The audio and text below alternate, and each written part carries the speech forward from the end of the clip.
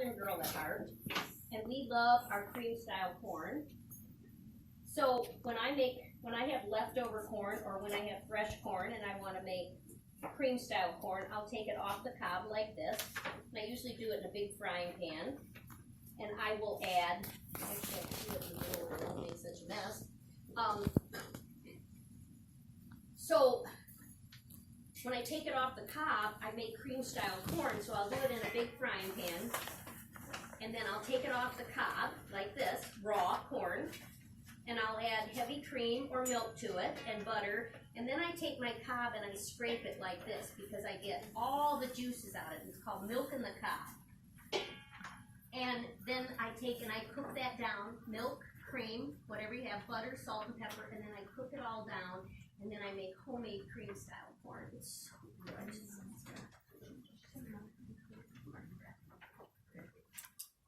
So I have this friend, and he's never been to the South, and so we've had 2 trips down South, and he said, well, what are we having for breakfast? And I said, you're not getting anything for breakfast. I'm taking you for a country lunch.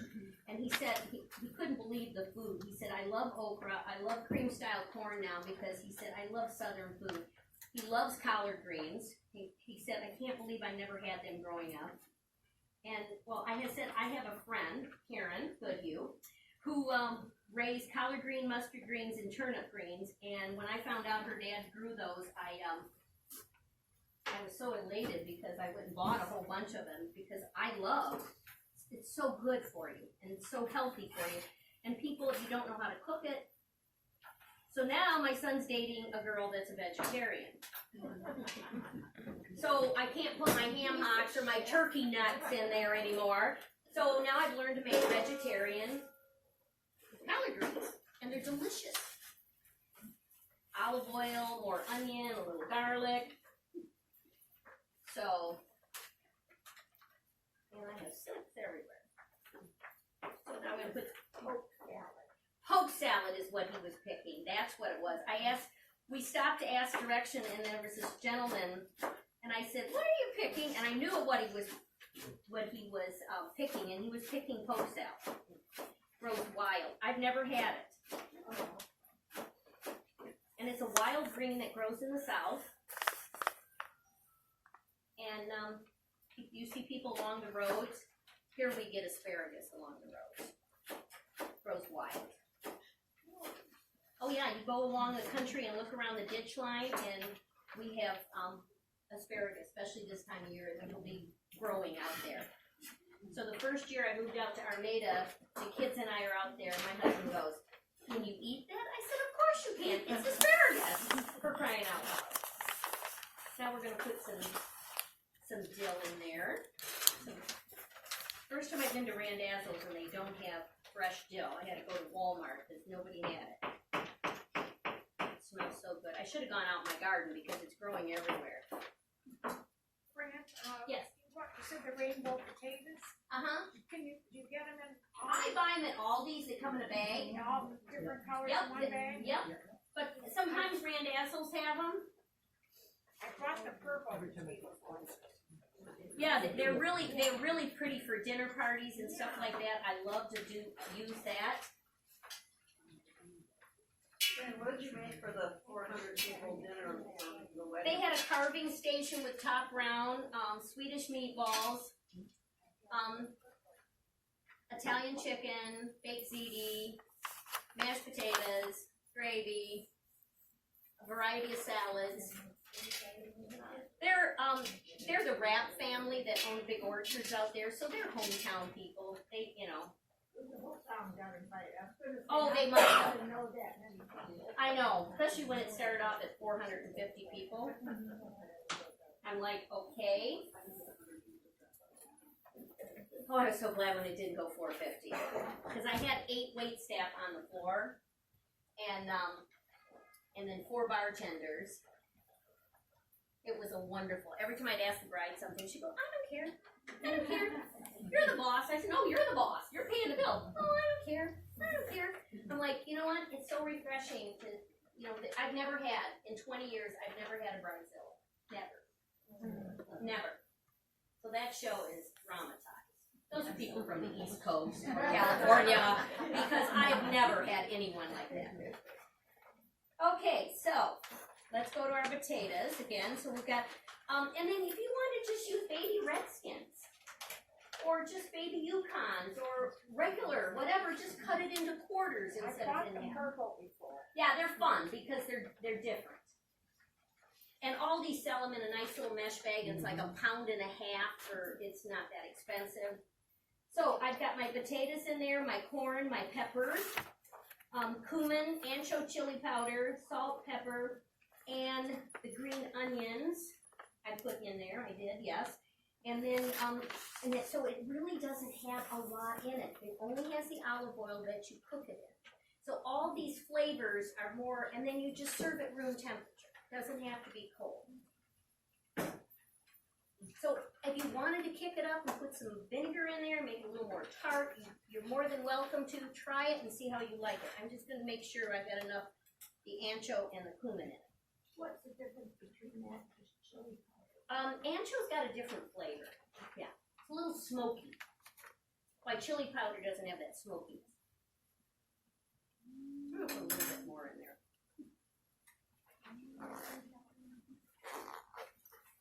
Still got that.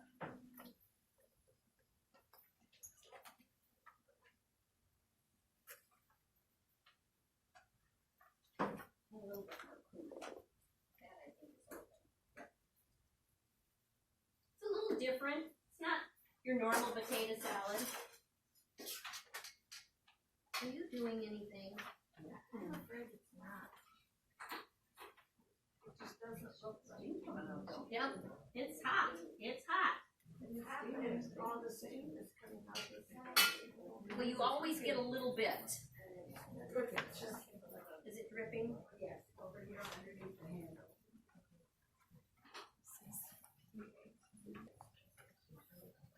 Just takes, you gotta be patient. It doesn't have the number displayed on the Yep, bottom? it will. It will. Oh.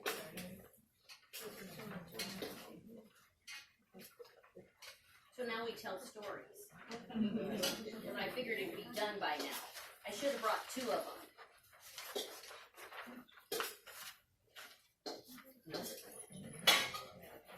Okay, so I'll put my potatoes over here. And I'll go check my rice and my broccoli. So this doesn't make a ton of salad. Not like the bean salad. Okay, let me check my rice and my broccoli.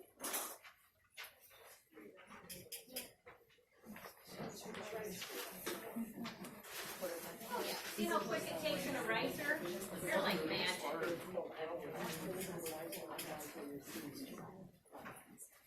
For your recipe for crab chicken, what is the yield? I think it feeds, well, 2 large breasts feed about, it probably feeds about 4 people. Because those are big whole breasts.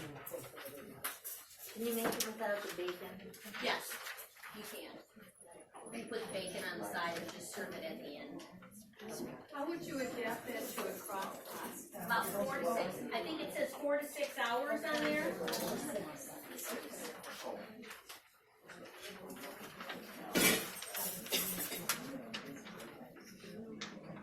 Come on, baby. Start, finish up. Yeah, if you don't eat pork, I mean, I have bacon here, I'll put on, and then if somebody doesn't want it, it's on the side, you don't have to. I mean, it doesn't change the flavor. No, I've made it without bacon. Or turkey bacon. You know, I'm gonna tell you, I watched them make turkey bacon. I don't think I'd ever eat it again. It's all ground up and it's processed. And they put it through a meat grinder and they squirt it out so it looks like bacon, and then it's like, it doesn't taste the same. And you know what, you're not saving a lot because it's a processed piece. A lot of times I'll buy uncured bacon because it doesn't have the sulfites in it. You know, I was on the keto for a while. Then you ate bacon every day, you ate eggs every day, and I was really surprised. I lost 10 pounds. And then I went and I got my cholesterol, and it was normal. and so it didn't really affect me. But I think the whole point of is just the carbs. I have found if I don't eat bread and pizza once in a while and don't eat a lot of pasta, I can maintain a weight better than not eating those carbs. I mean, we're so in tune. Hamburgers with buns, sandwiches with buns, French toast in the morning, toast for breakfast. So I've learned if I make an omelet and fill it full of wonderful things, that's all I need. I don't need that bread. And I find that my stomach feels better. Even my son said, oh my gosh, I had pasta at your house, I had pasta at school today. And he said, I find that I just don't feel good when I eat, because his girlfriend, she doesn't eat any meat, she doesn't eat any fish, and she really limits her gluten. She had thyroid cancer, and she's only like in her 30s, and they took out 35 lymph nodes. Wow. So the thing is that cancer cells cling to proteins. So by eliminating the meat out of her diet, and eliminating, I don't know why she doesn't eat a carb. I mean, she eats potatoes. Lord knows I can see her with mashed potatoes like that, and I always send it home to her. But she doesn't eat bread a lot. Are we finally there? Yeah. Woohoo! Oh, 40 minutes. Yep, so it'll be a few minutes. She's gonna kick me out of here and she'll have to take it home and eat it for dinner and tell you how good it was. So yeah, the book club today. So we're eating a lot of chicken. So they're all within proportion, and I cringe because I'm in the food business, and I get the same people say, oh, I can't have gluten, I can't have this, oh, I mean, and it gets now the big thing is no soy, and soy is in everything. You can't pick up anything without soy in it, and it's in everything. So, and I have a girl that works for me part-time, and when she eats things, she was eating healthy. So she's buying those little packs of Sambras, and the hummus, and taking vegetables to work. And I said, Catherine, what are you doing? Your face is all broke out. She said, Fran, it's the soy. I'm allergic to soy. So she said, well, now I said, well, make your own hummus, because then you can put olive oil in. You don't need this, but soy is in everything. And there's a lot of children that I have these fanatical customers with the gluten. It used to be, I want to see your celiac card, because everybody's on this kick. I don't want to have any gluten. But if you have celiacs, I mean, it's deadly. So I have two ladies that are in my Kiwanis. One is about this short and about that big around, and she don't eat gluten either, but I figure I don't know what she eats. The other one has celiacs, so it's almost a joke. So now she's on another diet because she's trying to figure out what her stomach problems are. And I don't think it's the gluten with her, because whatever she's eating is not helping her lose weight, let me tell you. But the other one is definitely, she's dairy and gluten. So we have to always compensate for what. So I told her to start looking into anything made with goat's milk, because that's really not dairy. It has a different enzyme in it. My friend's daughter, her baby's been drinking it's like formula, but it's made of goat's milk. No digestive problems whatsoever. Right. But in that age group, you have to be careful, because you can't have the almond and you can't have the babies. You want to keep them away from nuts. But now the new philosophy is now you can buy what you call what did she tell me? It's a dairy allergy kit. It's all the things that strawberries, raspberries, nuts, fish, eggs that babies are allergic to, and you give them a little bit and indoctor it to them so that they build up immunities. But you have to know first what they're allergic to. Well, that's why you try these kits and find out. Because a lot of time a child will have an allergy, and by the time they get to adulthood, they have outgrown it. But, because I have a nephew that's peanut allergy, really bad. I mean, a kid at school thought he was going to be funny, ate a peanut butter sandwich, and he's in high school. And slapped him on the shoulder, and where the peanut butter sandwich, he had a hive and had to go to the hospital. But for years he was eating at McDonald's when they were putting peanut oil in the fryer, and then they quit that because it's so refined. The doctor said that's probably why he didn't have an allergic reaction to it. So you just don't know. I mean, today and as we get older, we develop allergies. Like I went and got my shingle shot. The first one didn't affect me. I got one the other day, the second one, and I went to brush my teeth at night, and I thought, boy, I'm so hot. My face looked like a beet. It was just solid red. So I must have had a little reaction to what was in there. Nothing could be worse than shingles, so I figured I could endure those hot cheeks for a while. But and somebody else told me that his mother had reaction to certain things, and she's never had an allergy in her life. So you either outgrow it or you get old and then you develop allergies. Or you get an aversion to it. My mother thought I was allergic to eggs. She never gave me eggs. I can't eat an egg. I eat it in stuff, but to eat an actual egg, no, because I have an aversion to it. Yep. I have my whole life. Now it's funny. I eat only farm eggs, and my friend's mom sends me eggs all the time. Every time I eat her eggs, I have a stomach reaction to it. And I don't know it's what her chickens are eating because they don't let them roam. My other friend who has free range and they run all over the neighborhood, and people come up to their house and say, your chickens are on the trail, and they go, no, they're not our chickens, they're the neighbor's chickens. So I have no problem with those eggs. But must be something in the grain that her chickens are, and I can eat a duck egg and it doesn't bother me. Don't take advantage of all these 79 cents. No, I don't eat store-bought eggs. I eat the eggs from the farm. There's a difference in the taste. Yeah. But I buy all these 68-cent eggs, or buy eggs like that so I can bake with them or cook with them or whatever. But when you have a farmer giving you free eggs all the time, let me tell you, you take advantage of it. Fran, when you were talking about the peanuts, my son took Joey. Mm-hmm. He took his cousin's child fishing one time last summer in St. Paul Shores, and of course his mother was with him, but he used Joey's fishing rod, and of course Joey eats Snickers, and peanut shells on the ground. That child was so bad, I understand. They had to rush him over to St. John's. It's one of the worst. And he was just because he was holding Joey's. Yep, just touching something, yep. And That's why a lot of the airports, the airplanes stop giving the peanuts because it's on the seats. But then some still do. It's so funny because I have a grandson, so and he's in first grade, and so when he was in kindergarten, the teacher stopped my son when he picked him up, Jamie, and said, oh, Jamie, why didn't you tell us that Dylan's allergic to peanuts? And he goes, he's not. Why? And he said, because he eats at the table with a peanut allergy kids. He said he's not allergic, he just hates peanut butter.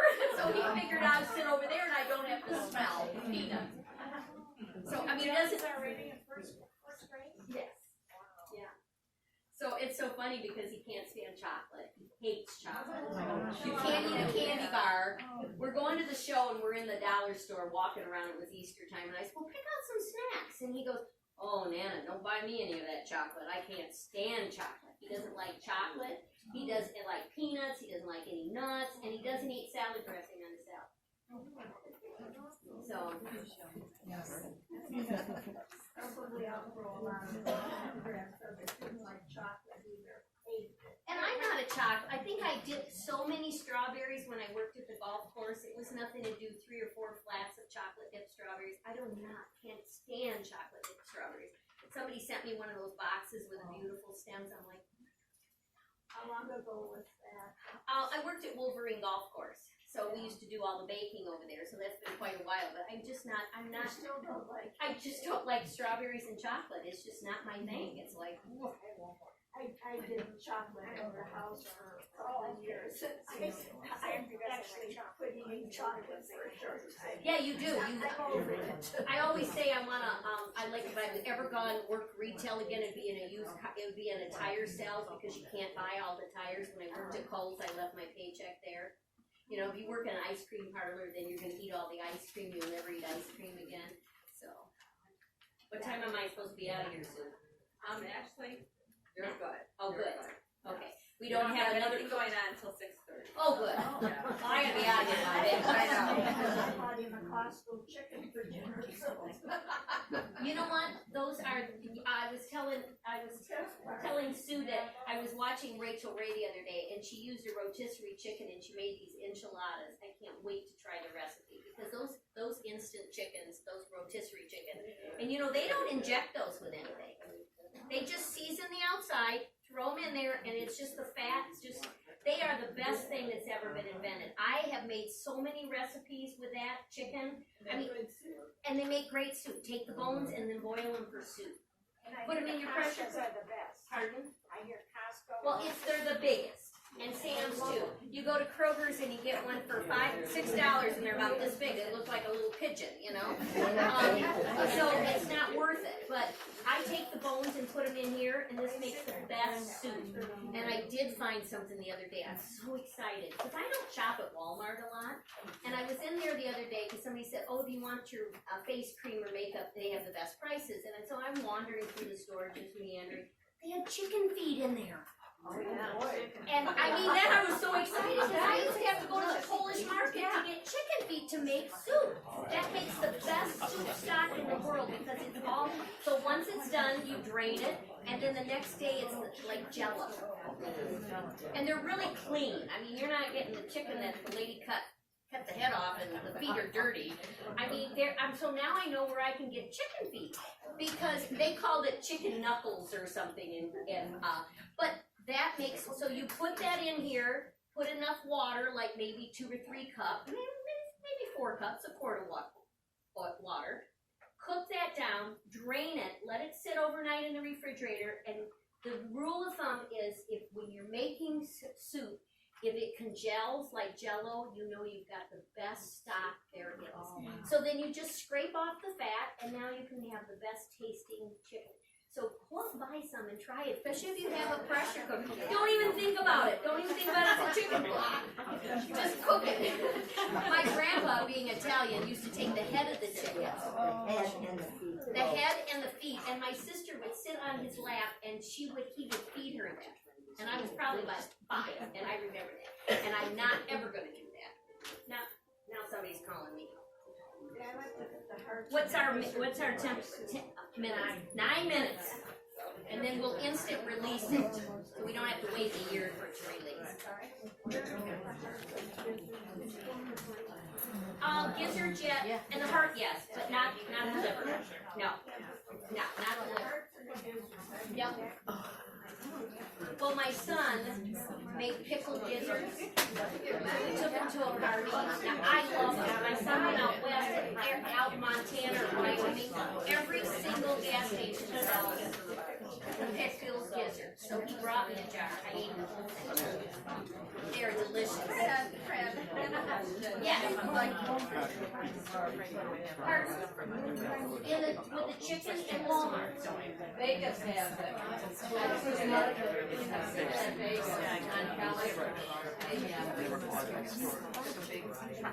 Yeah, they had it in a container, a full thing of chicken feet. I was just really shocked because I normally have to go to the Polish market to get it, and they don't always have it.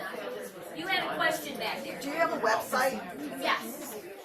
They asked what my website is. It's PamelaScatering@hotmail.com. PamelaScatering@hotmail.com.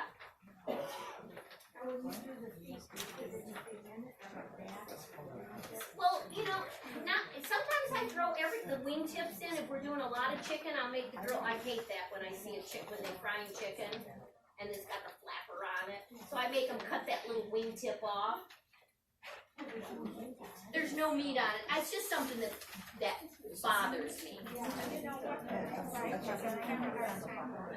But you're going to make stock out of it, and especially if you have a pressure cooker. But back to the rotisserie chicken. After I've had a sandwich and made dinner out of it, then I boil that carcass. I put it in my pressure cooker. In 15 minutes, you've got the best stock possible.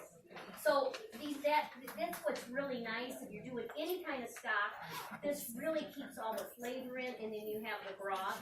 But I always make it so that I drain it and keep it and do it the next day. I don't want to do it for, I'm not going to make the soup today, so I want to congel and take that fat off of it. Cause you don't need any more fat than you absolutely,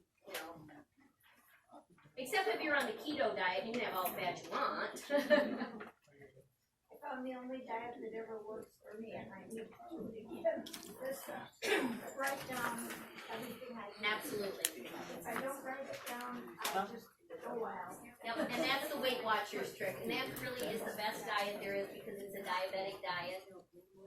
And so it's the I best. allow myself anything I want. Yep. But I have to write it down. Yep, and don't, I always tell people, try it, just a spoonful. That's all you need to do is try a spoonful.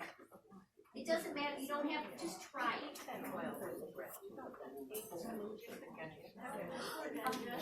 5 minutes.